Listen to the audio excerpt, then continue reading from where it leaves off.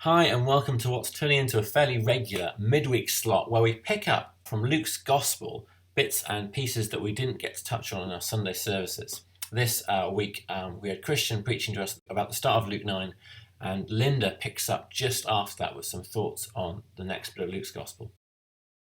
Luke 9:12-30. Luke gives his account of Jesus feeding the 5,000. It was a great miracle witnessed by lots of people. It teaches us that in Jesus, God can supply all we need.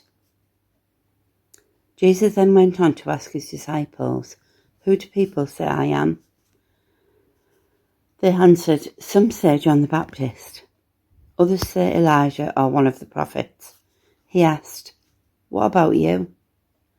Peter answered, "God's Messiah." The Jews expected God to send the Christ, but when he came, most of them didn't recognise who he was. Peter knew that such knowledge could only come from God. What about us? What do we think? The leaders didn't believe who he was either. They began plotting. In verse 23, Jesus taught his disciples what would happen next, that he would suffer many things, and all who want to follow Jesus must say no to themselves and do and ask what Jesus wants. It is an attitude in life of a person who gives his life completely to the Lord. Nothing is as important. It is about turning away from who we were and living for Jesus. Only then will we have eternal life. When Jesus died, he defeated Satan.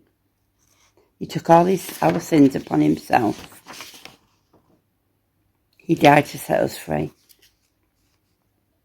What does that freedom look like? Do we always put him first? If we do, not only can we show others the light of Christ, but we become citizens of heaven. It is a minute by minute choice.